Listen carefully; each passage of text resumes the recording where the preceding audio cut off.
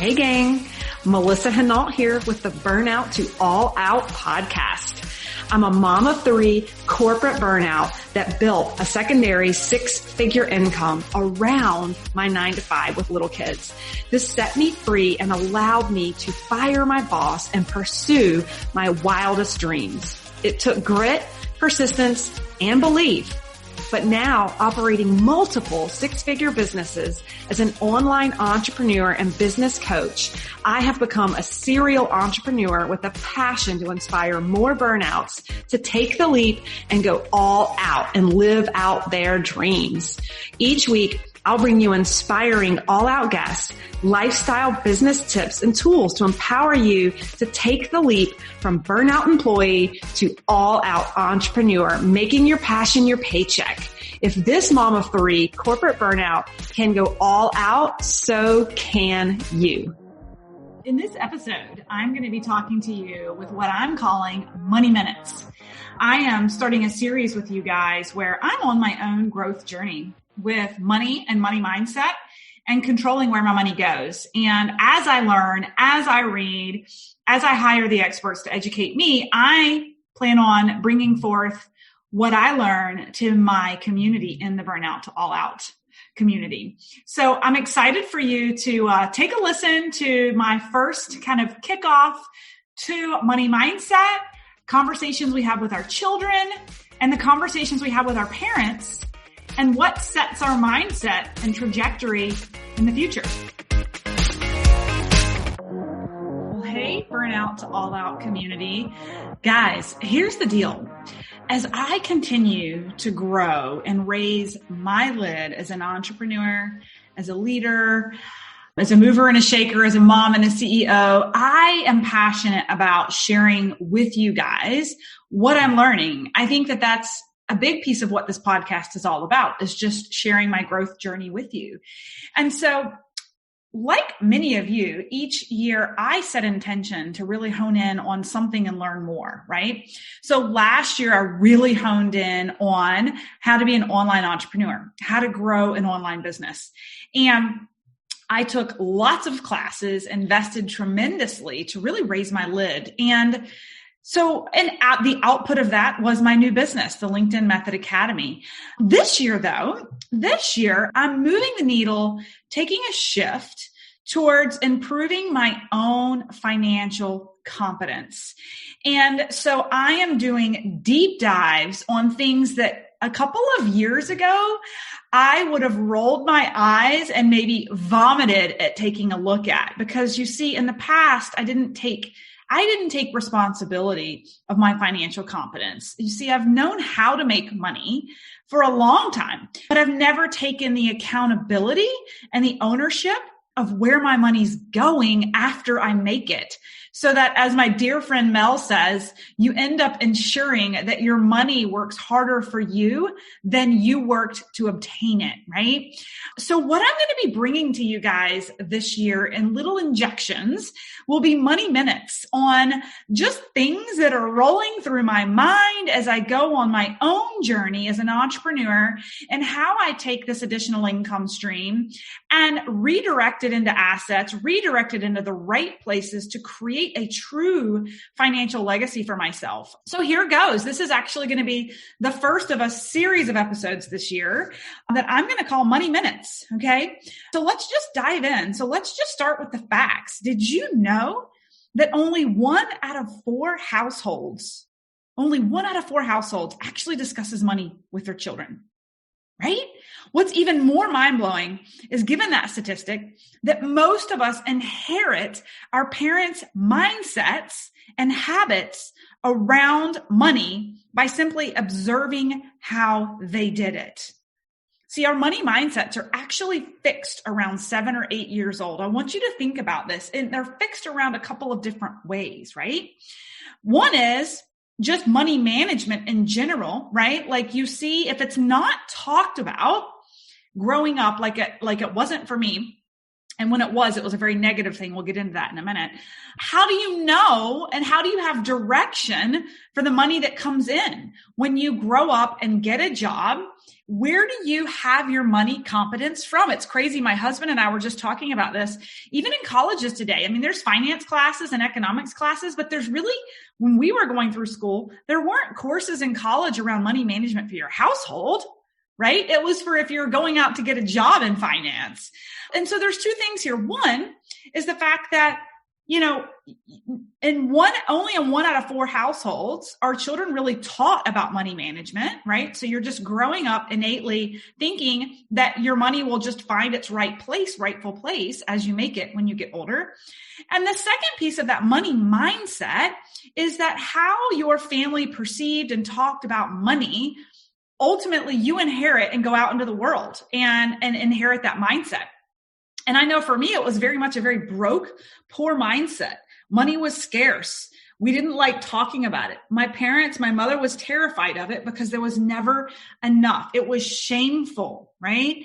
And so try as I may, go off to school, get all these degrees, make all this money, my mindset, I was still living in this poor mindset, scarce mindset that it wasn't always going to be here.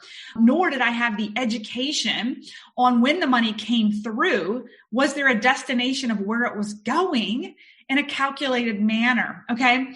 So we're going to really kind of unpack this a little bit as I talk, right? Here's the thing. I grew up to become an adult, even highly successful in my career. But I operated out of fear that maybe one day the money would stop, like I said a minute ago. But we still spent to our limit, leaving little left at the end of the month and in our bank account.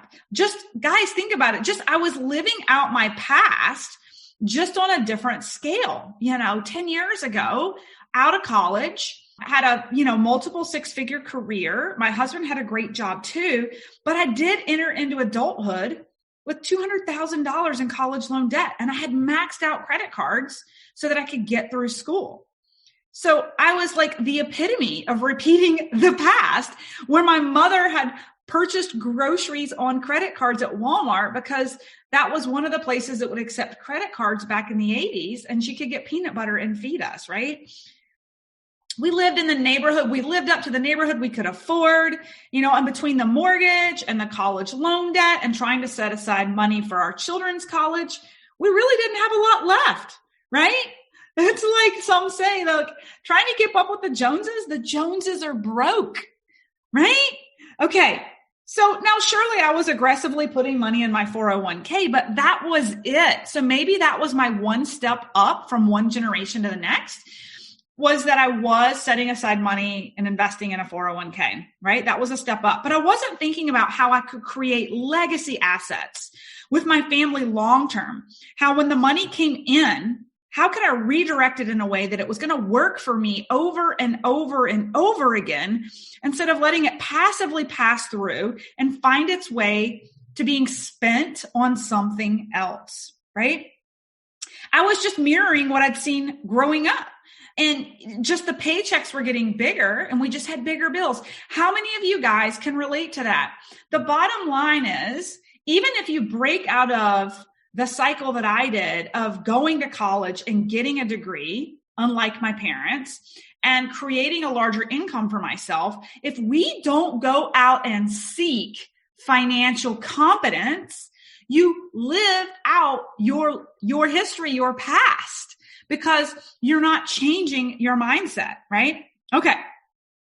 So until I recognized my money mindset needed to be worked on by really pouring into learning more, I was just doing what I observed growing up. I was living out a self-fulfilling prophecy from my past. We were barely getting by, even though we made more money than most Americans, right? So I started picking up books. I started reading about money. I started reading about money mindset. I started being open to talking about money. I started being open to talking to my children about money, because Lord knows I don't want them going off to college and to adulthood, A, being scared of money, right? And B, not having the money mindset at a very early age that investing over a series of multiple decades, long-term creates massive gains, right? Okay. So here's the thing. I had my board of advisors, right? I've got my financial advisor. I've got my accountant. I've even got my husband who self-nominated himself as my CFO this year. He's good at spreadsheets, balancing budgets, right? But here's the thing. Up until this year, I didn't realize that regardless of all of the advisors I had in my life, I still needed to be the captain of my financial future. I needed to not be a waif on the sidelines. I needed to stop being the damsel in distress who was telling the story that I don't balance books. I don't do, numbers. That's my husband's thing. That's my advisor. That's my accountant. Guys, that's a really crappy mindset for all the females out there listening to this. Okay. It's interesting. I listened to a podcast just the other day where a very, very world-renowned financial advisor whose whole niche is with helping women empower them with their finances really spoke about this unfortunate, really landscape that we're in where so many women are not involved in the finances, don't understand what's set aside for retirement. And then what happens is it's a windfall of widows that are females that show up at the financial advisor's office because women outlive their husbands by nearly 10 years on average, right? And what this guy saw was just a pandemic of women coming in clueless about their finances. Maybe the money had been budgeted properly enough to live comfortably through the death of the husband, but the wife was left for another 2, 3, Lord knows, decades left to make her money last, right? And she's clueless. And you would hope that the people that you hired were honest people that, serve the clients properly, these widows whose husbands are gone. They don't know really how the money's managed, where it's managed, how it's invested. They're a damsel in distress. And so, this was really eye-opening to me as I listened to that because I thought, this is so true. This is so true that I've got my head in a hole. I despise having the financial meetings. I dread getting the numbers together. I don't understand it. That's been my story of the past. That's been my story of the past. My story of the future is that I'm taking control and I'm understanding and I'm asking questions so that my financial destiny is in my control. And here's the thing. It's not that I'm diving into the weeds of, tax policy and all the ins and outs of taxes, but am I learning top level how I can have more tax-free wealth? Am I taking time to learn about how investing my money in one space, like the Airbnb real estate arena versus putting it in stocks may long-term impact the tax bracket that I'm in, the taxes that I pay? Yes. I am slowing down and beginning to learn and take accountability for my finances. And what this is doing is it's also creating really good conversations, healthy conversations in front of our children. We're not doing this behind closed doors. We're having it so that our children at an early age understand the trade-offs and with money and where it can go and what you can do with it. And, the short-term quality of life experiences of things that are what you can spend your money on today, but no ROI on tomorrow, and balancing that out. And I'll give you a scenario of that here in just a minute, right? The bottom line is I came to the realization that I was putting all the pressure really on my husband to have to manage all of it. And when I look back and think about it, we both came from families who were not college educated. And both of our families, money wasn't really talked about. Both of us had risen to the occasion of getting a greater education, having more income, but neither one of us had taken any courses or classes beyond some of the good old Dave Ramsey books back in the day to get you out of debt. we hadn't really taken an aggressive approach to raising our own lids about our financial competence. And here I was assuming that he would know what to do and where to put it, right? Guys, let's get to work this year with me. I'm going to have so much fun with these money minutes over this year and the tidbits that I share with you guys. But the bottom line is that I've gotten to work reading, Robert Kiyosaki. Some of you guys have read Rich Dad, Poor Dad. Right now I'm reading Tax-Free Wealth. I can't wait to come back on a podcast and share with you some of the great things I'm learning about that right now. Here's the bottom line, and I want you to hear this loud and clear. I work hard and I love what I do, but here's the thing. I don't want to hustle forever, right? And unless you have a plan for as the money comes in, if you don't have a plan for a home for where that money goes, your money really just works for you once. Does it all come in and it ends up paying bills and there's no strategic plan of a good 25-30% of it to be invested somewhere in assets so that it accumulates interest over years and decades that creates that snowball legacy for yourself? I'm really speaking to all the social sellers listening in right now. Many of you came into this industry while still working full time. Many of you are creating a residual or side income for yourself with your network marketing or social selling business. And I want to ask you, what are you doing with all of that income? Does it have a plan? Mel Abraham said this the other day. He said, think about your money like you would your employees, if you have employees, right? If you hired 3 or 4 people, put them in a room and said, you're hired, here's your job, gave them no role description, gave them no list of things to do, told them to get to work, and you came back 30 or 40 years later, what would you expect? Right? What would you expect? So for all my social sellers who are getting an income monthly right now, whether it's $100 or it's $5,000 or $500,000, do you have a financial plan for percentages of where that money should go the moment it comes into your business?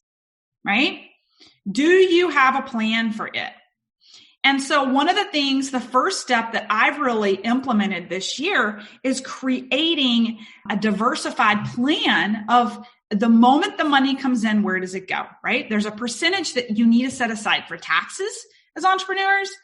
There's a percentage you should all be setting aside for operating costs. Yes, operating cost. I'll speak to this till I'm blue in the face. If you go back and listen to my time management module or podcast, that the moment you're making money in your social selling business, you should be reinvesting. There should be operating cost, right? Especially if you're working full time. Are you paying a VA to help you manage some things? Operating cost could be paying someone to do laundry so that you can work your business, right? But you need to be setting aside a portion of that money monthly. And then there's the reward of paying yourself and paying it forward, right? So maybe this is your full-time gig and you've got to assign a certain portion of that money coming in to pay your bills. But then there's that fourth piece, which is the assets. It's the assets.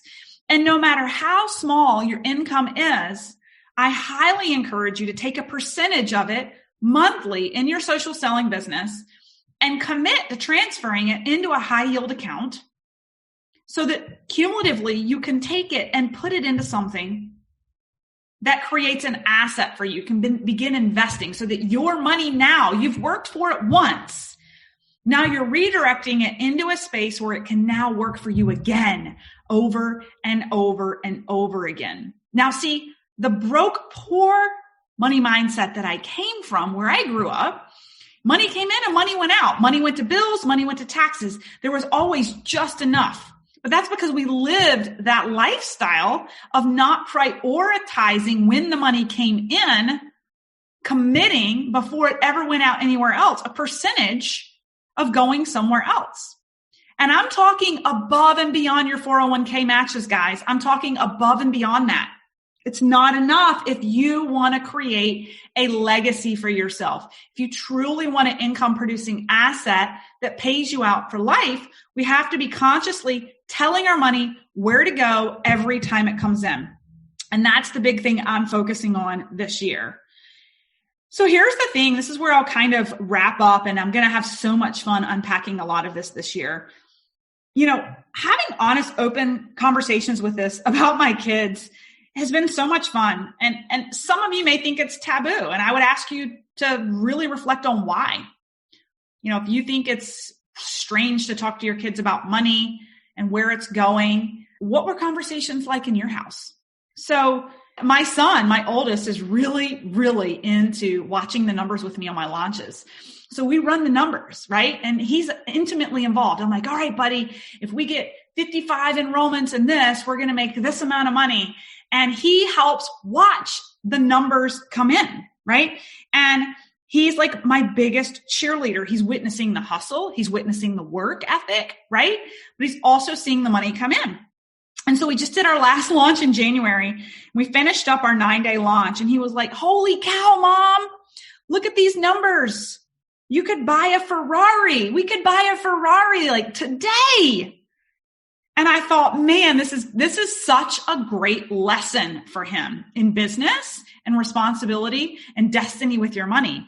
And I said, buddy, we could, but if we bought that Ferrari and spent all of our money on it, it would depreciate over time, which means we've lost all that money over time. And we wouldn't have any money left to pay these amazing people who were helping us run this business. And we didn't set any money aside for taxes, right? So we started having this conversation, and he was like, well, how much are taxes? So we started talking about that. Well, it could be 15 to 40%. It really depends on how savvy you are with your taxes. So we had a whole conversation about that. And then we also talked about retirement. And I said, yeah, buddy, we could spend all this money, but, we really need to make sure we're putting this into a special 401k retirement plan for mommy and daddy as well. And maybe we'll even look into some profit shares this year. But we have to set money aside, because that money, and we talked about how that money we set aside today for retirement, we started talking about the interest that could compound over a lifetime. And here's the cool thing. He already gets that, because we set up bank accounts for them a couple of months ago, and I got him a book about money.